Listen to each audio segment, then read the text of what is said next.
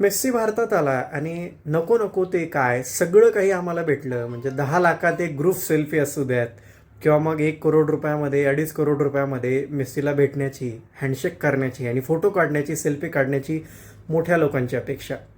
या सगळ्यामध्ये एक गोष्ट डावलली गेली, ते म्हणजे सुनील छेत्री कुठेतरी कोपऱ्यातनं नंतर मेस्सीच्या हातनं तो जर्सी मेस्सीची घेतोय. एकतर मेस्सीला त्याची जर्सी दिली गेली पाहिजे आणि दुसरीकडं इतका मोठा एक फुटबॉलपटू भारताचा, की जो कदाचित भारताच्या फुटबॉलच्या इनिंगमध्ये खूप मोठं नाव असेल हे मानलं गेलं पाहिजे. कारण भारताचा एकूण 9.5 करोड रुपयाचा बजेट फुटबॉलचा, यातला अर्धा बजेट तर आपण खर्च पण करत नाही. या गोष्टीकडे आमचं लक्ष नाही आहे. अशा पद्धतीनं आम्ही देशाला आणि देशामध्ये वेगवेगळ्या खेळांना पुढे घेऊन जाण्याची भाषा करतोय.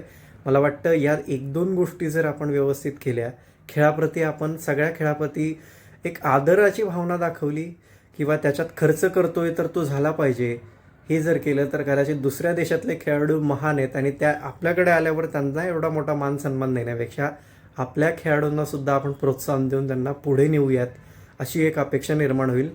त्यामुळं स्पोर्ट्समध्ये लिजंड्सपेक्षा मला वाटतं स्पोर्ट्स कल्चर पुढे जाण्यासाठी काहीतरी हालचाल केली पाहिजे, ती नक्कीच करावी. आणि तुमचं यावर काय म्हणणं आहे की सुनील छेत्रीला कमी मान सन्मान दिलाय का आपण, नक्की सांगा.